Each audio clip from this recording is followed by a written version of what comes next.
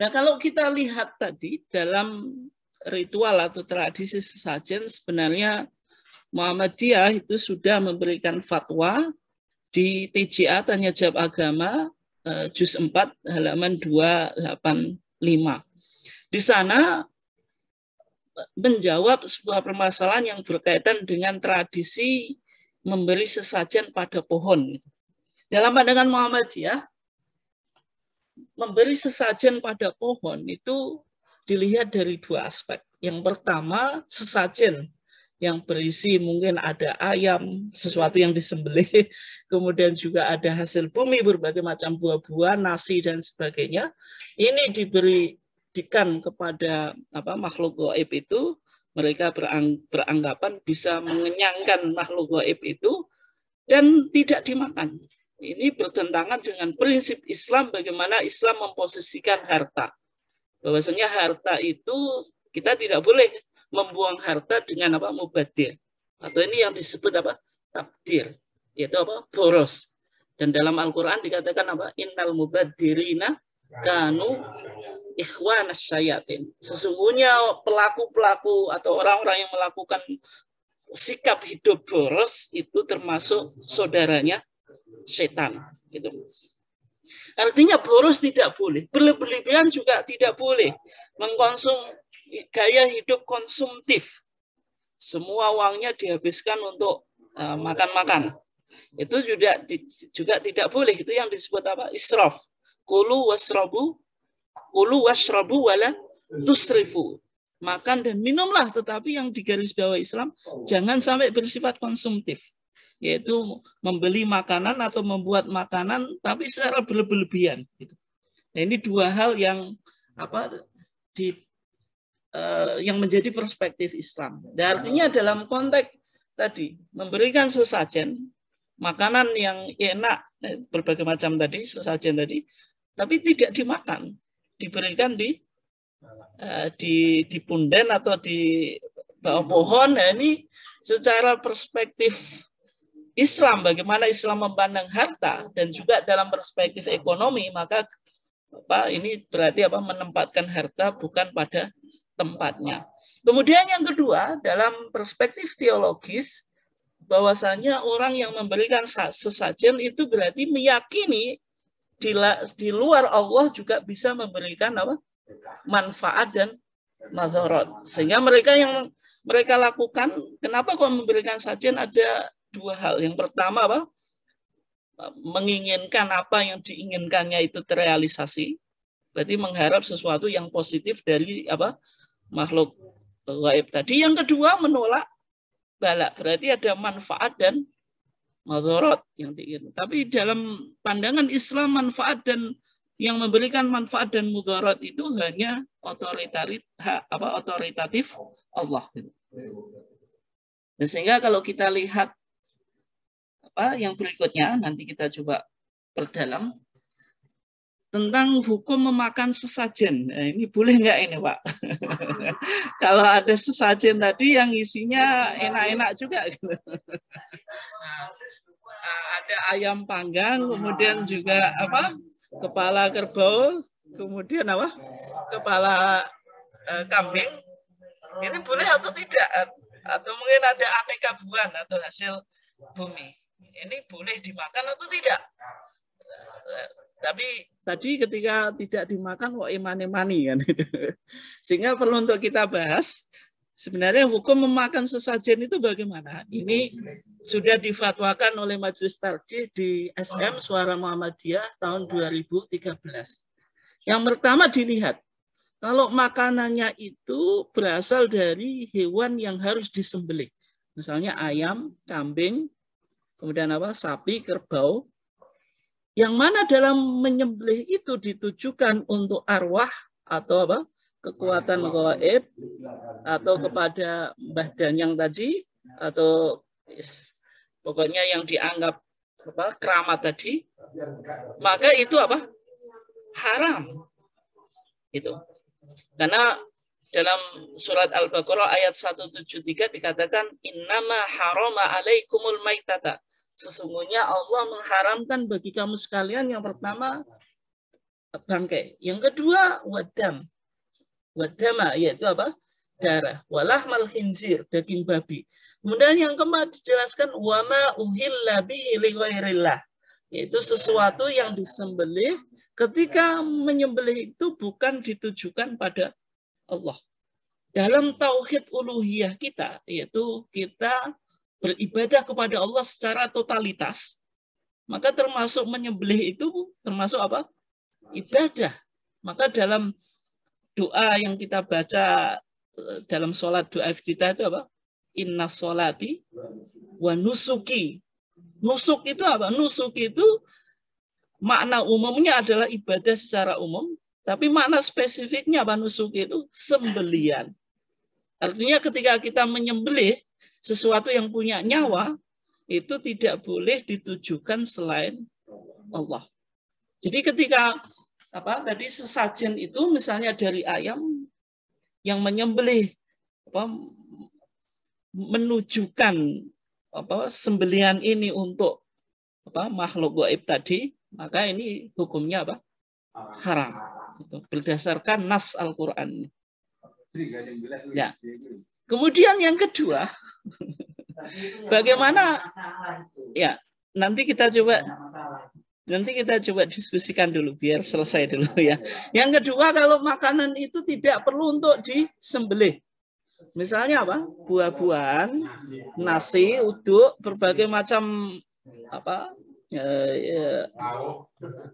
bumbu-bumbunya itu, ini kan tidak perlu untuk disembelih. Apakah itu halal atau haram? Gitu.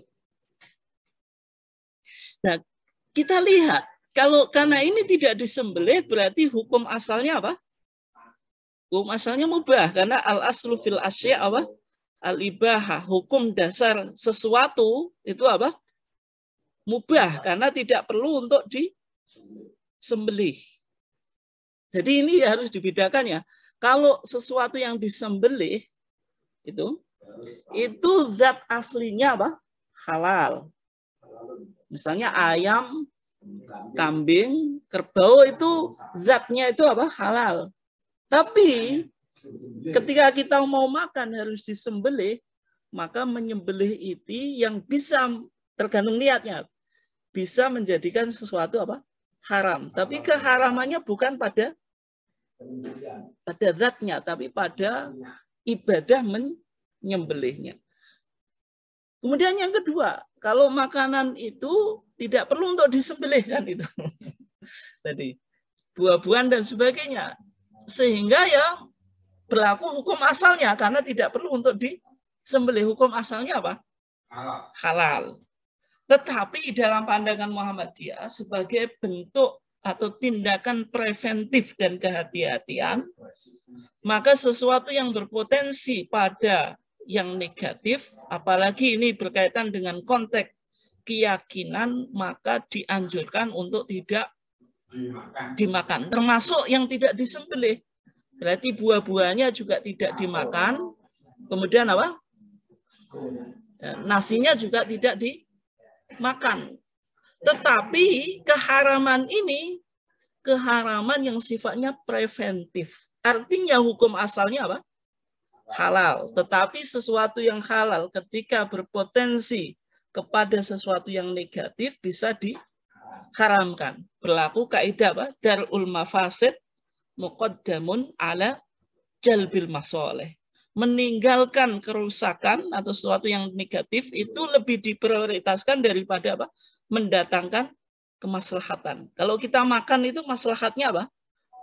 Maslahat kenyang. Tetapi di sisi lain ini apa? Ritual yang sangat tidak Islami. Kita mengedepankan mana? Kemaslahatan perut kita atau kemaslahatan akidah kita kan di situ.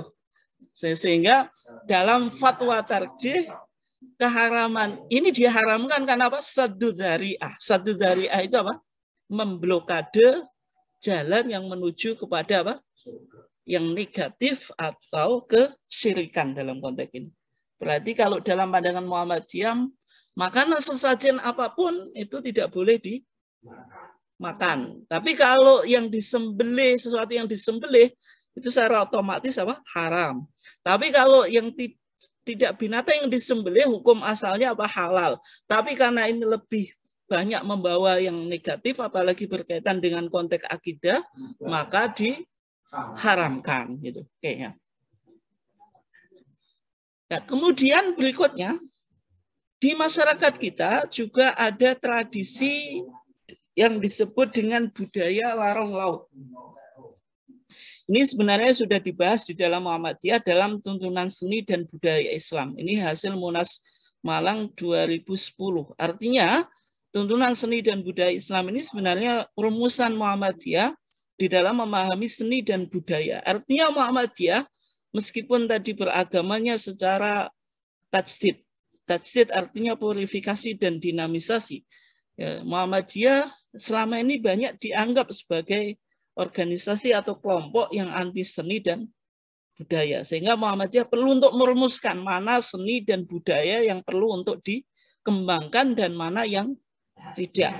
Artinya Muhammadiyah tetap menghormati seni dan budaya. Dalam artian seni dan budaya itu sebenarnya selaras dengan nilai ajaran Islam. Tetapi ada budaya yang dikategorikan oleh Muhammadiyah, budaya itu bertentangan dengan nilai Islam dan juga tidak membawa peradaban. Ya, salah satu yang dicontohkan adalah budaya larung laut. Budaya larung laut itu apa? Yaitu persembahan yang berupa sesajian yang diantaranya terdiri dari kepala kerbau, kemudian hasil pertanian macam-macam itu, kemudian ditaruh di satu tempat, kemudian dikenderno atau dihanyutkan ke laut. Sebenarnya budaya ini berasal dari Hindu. Dan karena ini juga model sesajen, ya intinya tadi ngalap berkah atau supaya terhindar dari mara bahaya, yaitu dari makhluk gaib atau juga kalau di konteks masyarakat Jogja Selatan ya berarti Nyi Roro Kidul gitu. Oke. Kalau kita coba lihat di dalam video tadi, ya sebenarnya dalam video tadi secara sekilas yang dilakukan itu sebenarnya baik. Karena apa? Ini termasuk memberantas syirikan. Tetapi mungkin caranya itu ya terkesan kasar karena juga di-upload di YouTube, kemudian juga ditampilkan pelakunya, ya. Kemudian juga sesajinya tadi ditendang, kemudian juga mengucapkan ucapan ini yang menyebabkan kita atau masyarakat ini diadab. Artinya seolah-olah tidak ada empati. Nah, sehingga dalam melihat video tadi, ini sekedar contoh ya, cara pandang Muhammadiyah tetap menggunakan 3 pendekatan di dalam kita bertarjih. Ada pendekatan bayani, pendekatan berdasarkan tek-tek keagamaan. Kemudian burhani, pendekatan berdasarkan sains atau ilmu pengetahuan. Kemudian irfani, pendekatan yang berdasarkan pada dzauq atau hati nurani. Sehingga penting untuk kita pahami